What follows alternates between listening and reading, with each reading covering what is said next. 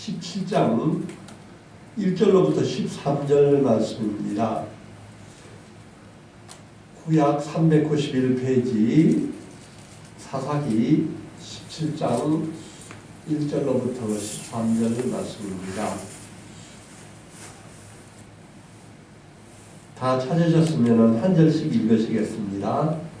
에브라임 산지에 미가라 이름하는 사람이 있더니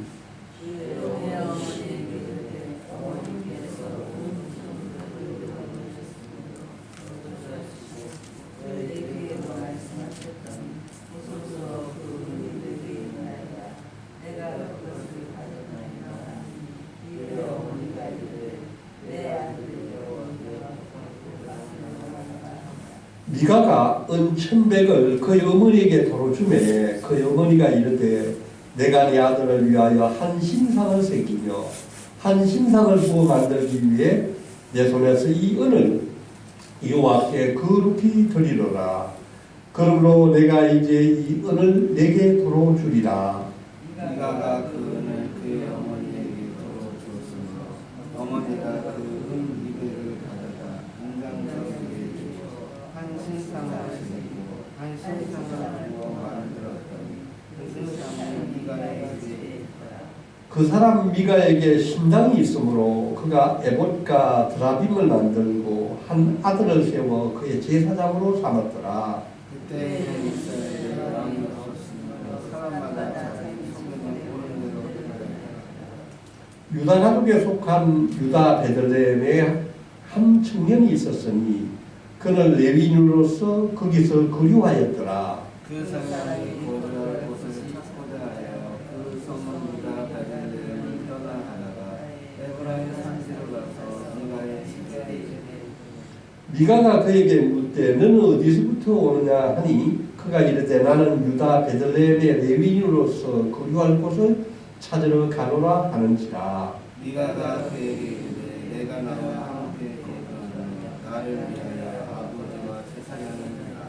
내가 해마다 은 12함으로가 먹을 것을 주리라 하므로 그 레위인이 들어갔더라. 그 레위인이 그 사람과 함께 거주하기를 만족하게 생각했더니 이는 그 청년이 미가의 아들 중 하나같이 됩니다. 미가가 그 레위인을 거룩하게 구별하며 그 청년이 미가의 제사장이 되어 그 집에 있었더라. 이에 미가가 이르되 레위인이 내 제사장이 되었으니 이제 여호와께서 내게 복 주실 것을 아노라 하니라. 아멘. 오늘 설교의 제목은 미가 집안의 잘못된 신앙입니다. 사사기는 사무엘이 죽고 난 뒤부터 사울이 다시 왕으로 세워질 때까지 약 340년간 12명의 사사가 이스라엘을 다스리고 통치하던 그런 시대의 이야기입니다. 이 시대에 가장 그 신앙을 잘 대변할 수 있는 말씀이 오늘 우리가 읽었던 말씀 중에 그때에 이스라엘이 왕이 없으므로 사람이 각기 자기의 소견에 옳은 대로 행하였더라고 말씀하고 있습니다. 이스라엘은 여호수아가 죽기 전에 세겜에서 언약을 맺으면서 너희가 여호와를 버리고 이방 신들을 섬기면 너희에게 복을 내리신 후에라도 돌이켜 너희에게 재앙을 내리시고 너희를 멸하시리라고 그렇게 말씀을 했을 때 이스라엘 백성은 3번이나 네 우리가 여호와를 섬기겠나이다. 네 우리가 여호와를 섬기겠나이다. 네 우리가 여호와를 섬기겠나이다. 그렇게 3번이나 맹세와 언약을 했는데도 불구하고 그 이스라엘 백성은 가나안에 들어와서 그 땅을 차지하고 난 뒤에 이스라엘 그 가나안의 문화와 가나안의 그 우상들을 섬기면서 점점 더 영성이 깨어지고 하나님께 멀리한 이야기가 사사기의 이야기입니다. 16장에서 마침내 이스라엘 마지막 사사인 삼손이 죽었습니다. 삼손은 어릴 때부터 나시린으로서 태어나서 그 사사로 부름을 받았지만은 한 번도 하나님의 소명을 쫓은 적이 없었습니다. 그는 여자를 쫓아다니고 자기의 유혹을 쫓아다니고 오만 하나님이 주신 큰 힘을 그냥 약탈과 그 부러지르는 데 사용했지 정작 이스라엘 백성을 구원하는 데 사용하지 못했습니다. 마침내 다곤신전에서 눈이 뽑혀서 소경이 된 그 삼손이 마지막 기도를 하면서 주여 저에게 힘을 주소서 내가 이 적들을 물리치고 싶습니다 하고 기도했었을 때 그 다곤신전의 기둥이 무너져서 삼손이 살던 때보다도 그때 죽었던 인원이 훨씬 더 많았더라 하면서 그 블레셋에 복수를 하는 그런 장면을 마지막으로 삼손이 죽었다는 것을 우리가 기억합니다. 이로 말미암아 마지막 그 사사기의 그 이야기가 끝이 났습니다.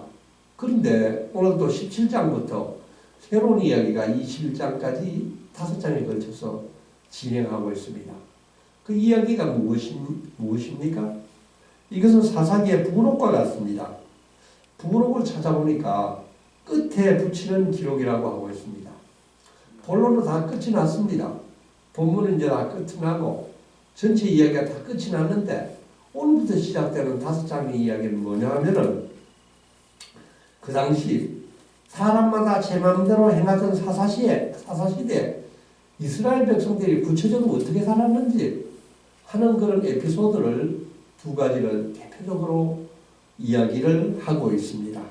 사사시대는 이렇게 무질서했고 이렇게 우상숭배를 했고 이렇게 무법사회였다는 것을 우리에게 가르쳐주고 싶어 하고 있습니다.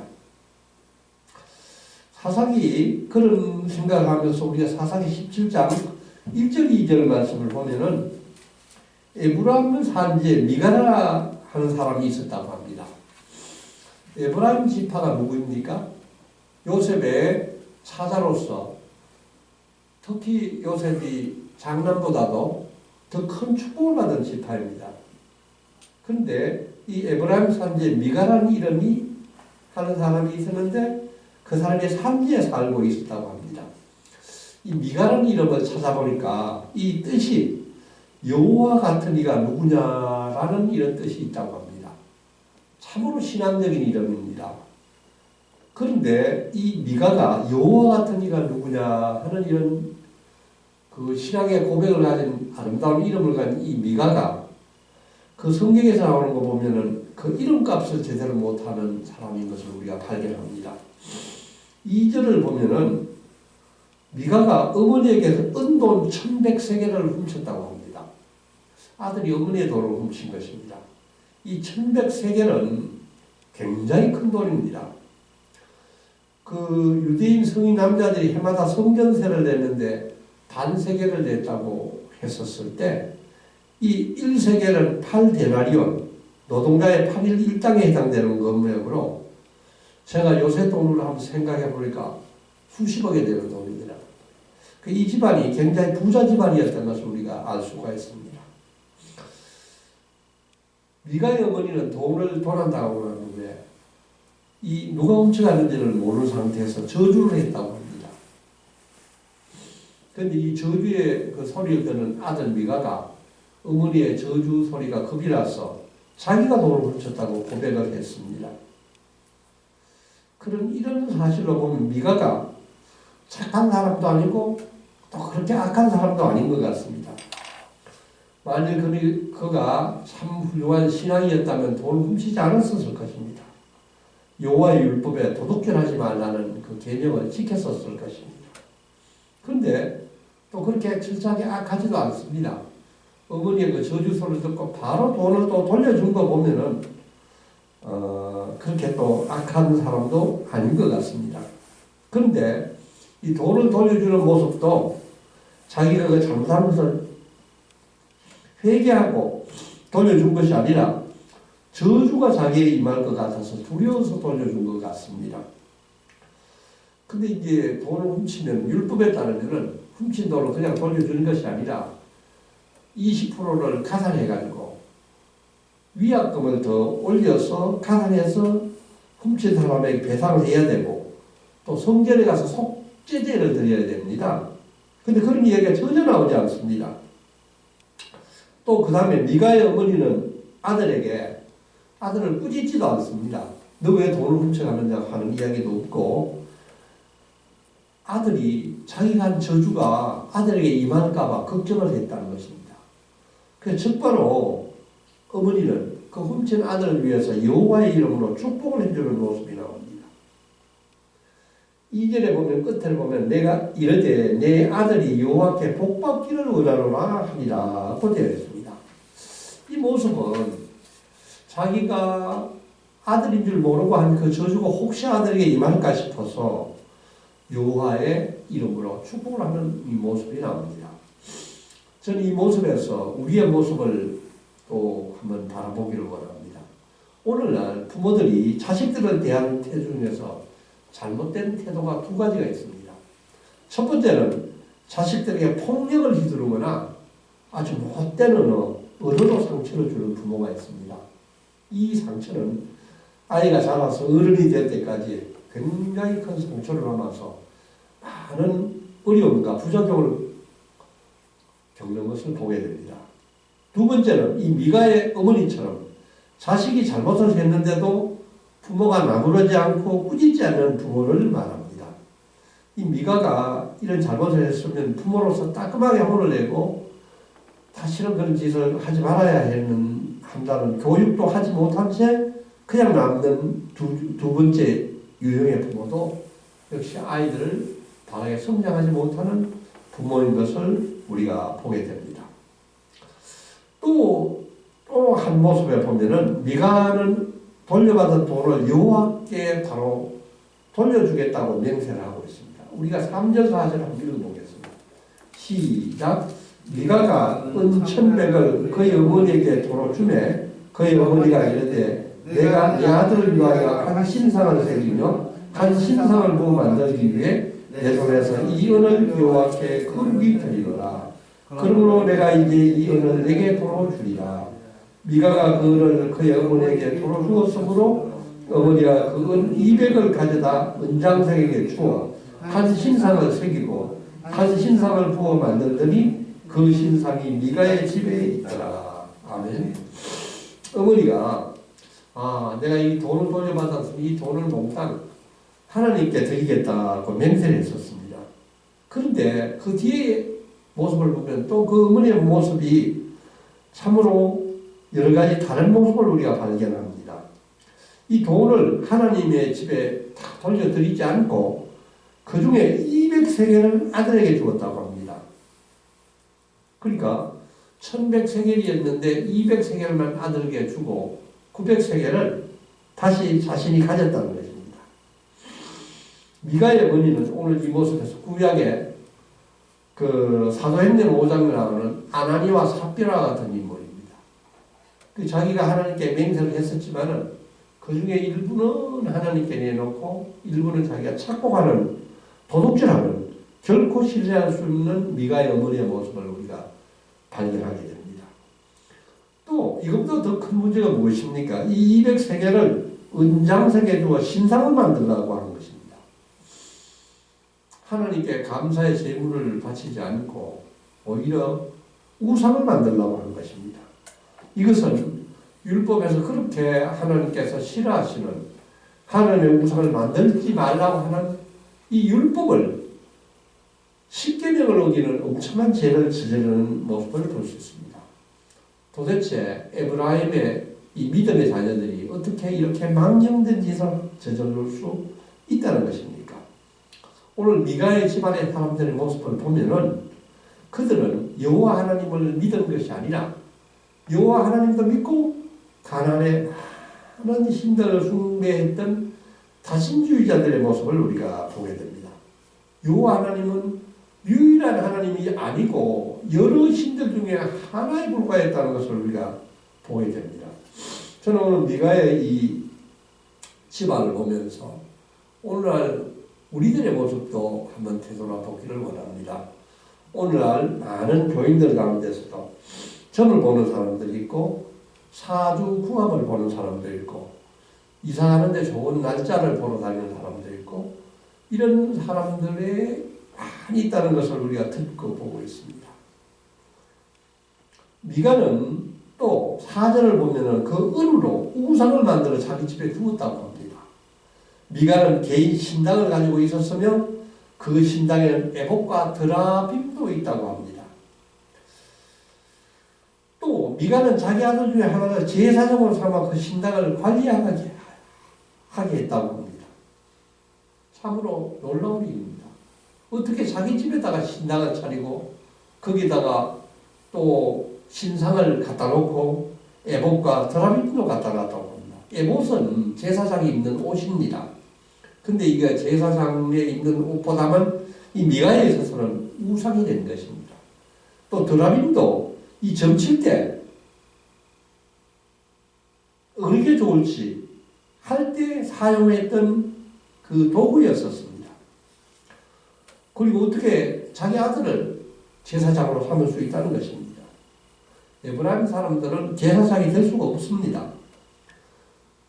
제사장은 레위 지파 중에 그 가운데 아론의 자손들 중에 제사장을 뽑아야 되는데도 불구하고 그것을 깡을 무시하고 자기 마음대로 살고 있는 모습을 우리가 보게 됩니다.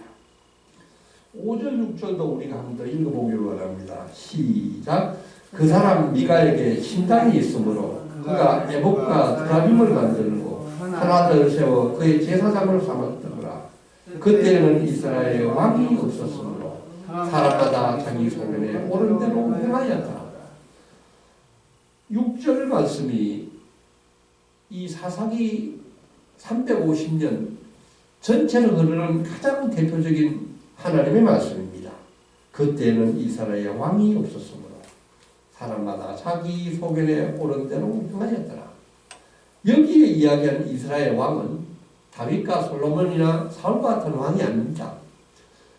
우리의 모든 것을 생사하복과 천지만물을 주관하시는 우리의 창조주 하나님, 그 하나님이 없었으므로 사람마다 자기 소견대로 정말로 자기 멋대로 살았다는 것입니다.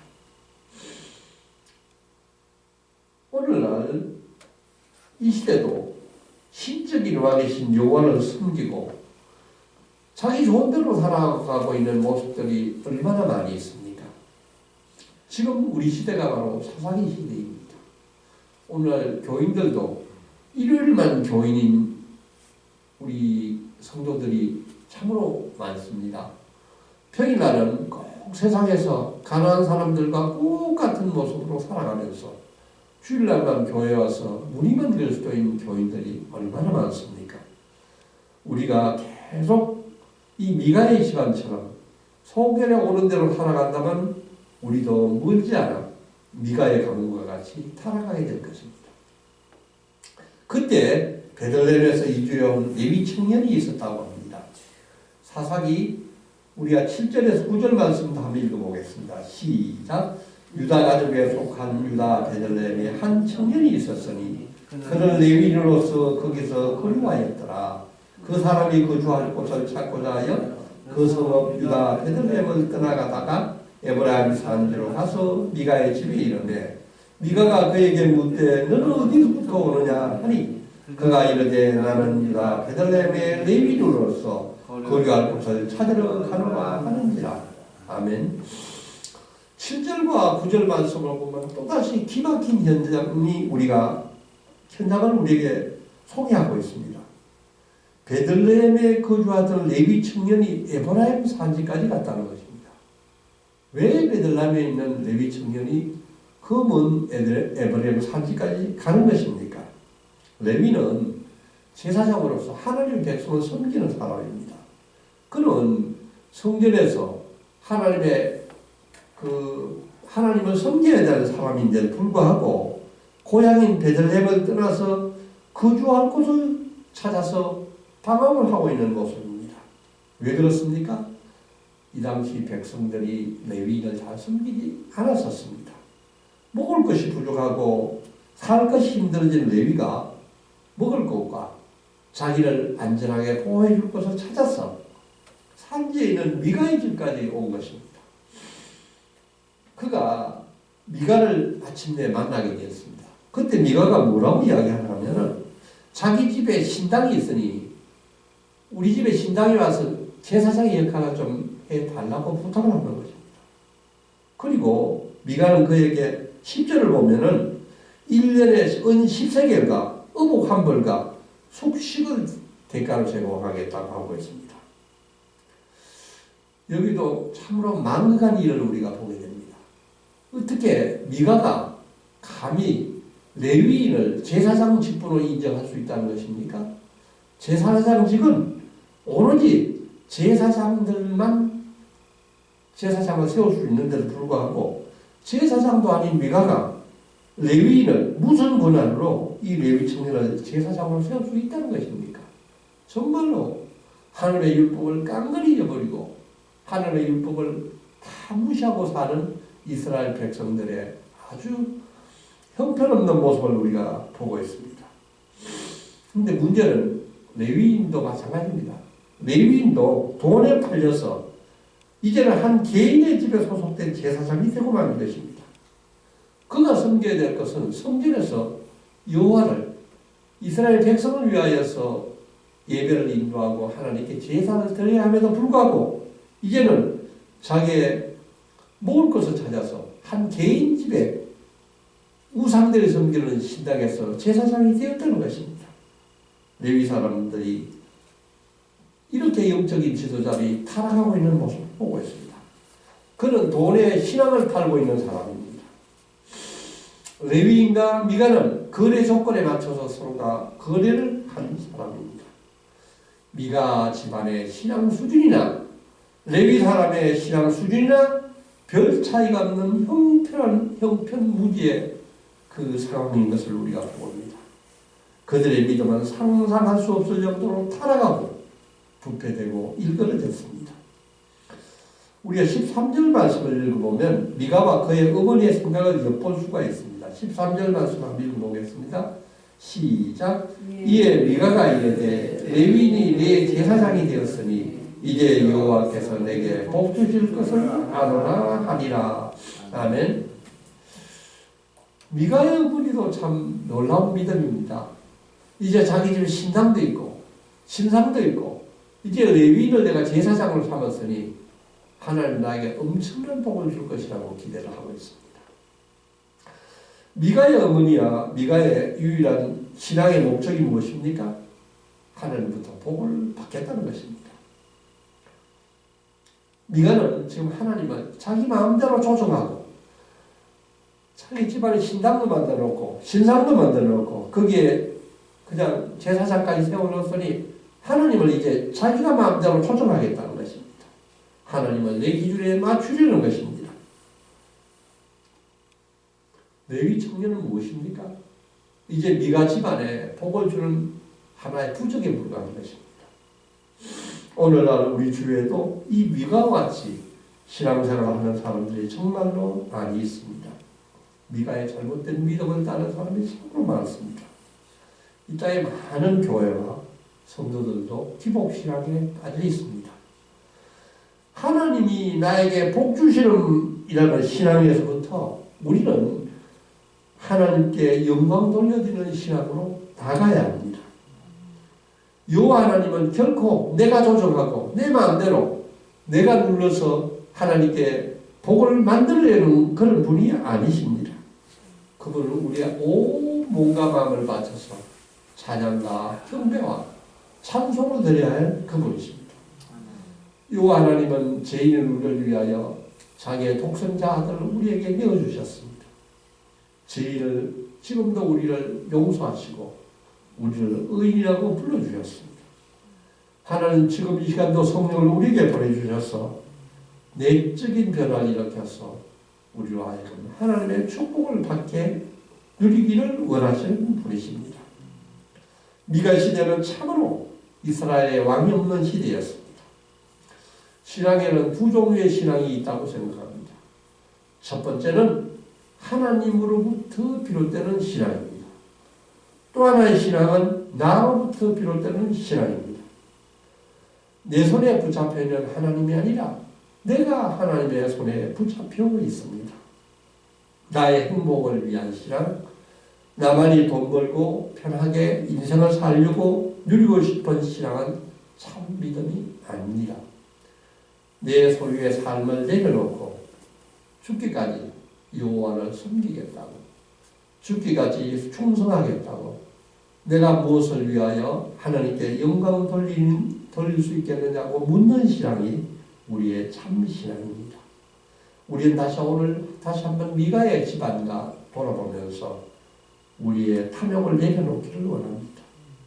하나님과 복을 받기 위해서 야곱이 약복 강변에서 천사와 씨름하듯이 씨름하는 그 신앙이 아니라 오늘도 이 새벽에 나와서 우리가 기도하는 가운데서 하나님과 친밀한 교제를 나누면서 온전히 하나님 앞에 무릎 꿇고 나가는 신앙이 참 신앙인 것으로 믿습니다.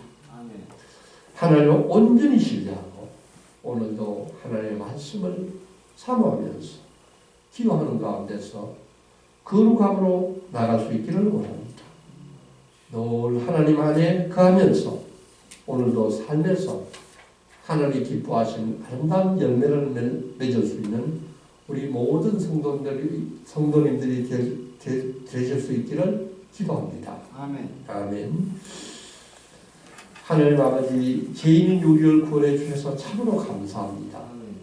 에브라임 지파 사람 미가가 신당을 세우고 집에 신당을 만들었습니다. 자기 아들을 제사장으로 세웠고 또 레위 사람을 제사장으로 세웠습니다. 주님, 저희들도 그렇습니다. 예수를 믿지만 저에게도 우상이 많습니다.